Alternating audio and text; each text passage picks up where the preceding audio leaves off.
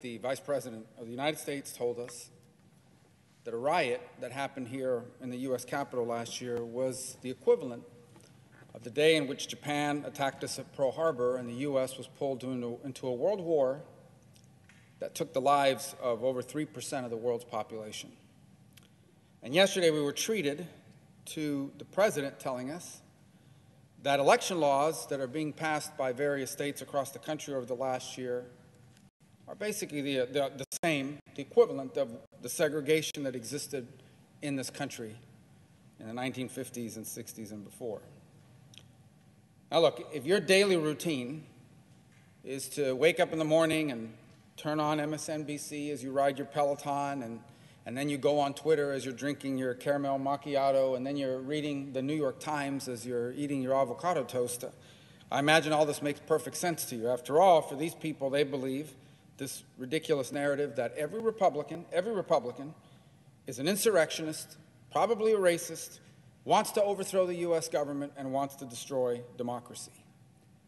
The good news is that the overwhelming majority of Americans happen to live back here on planet Earth. And what they're worried about, to the extent they even paid attention to any of the stuff that's been said over the last 2 weeks, what they're really worried about is the fact that everything costs more. You go to the grocery store and the shelves are empty.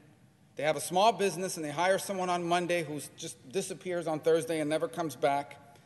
You've got every day thousands of people illegally entering the United States across an open border. And by the way, we have a surge of violent crime and lawlessness across the country. That's probably what they're worried about. In fact, I know it is on a daily basis.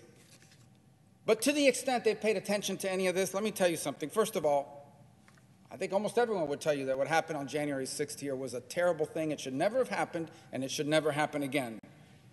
But I don't care how many candlelight vigils and musical performances you have from the cast of Hamilton. You're not going to convince at least most normal and sane people that our government last year was almost overthrown by a guy wearing a Viking hat and Speedos. Okay? And I don't care, how many of these speeches the president gives in which he shouts out this hyperbole and all this melodrama. You're not going to convince people that having a state pass a law that says, for example, that you have to produce an identification is the same as segregation.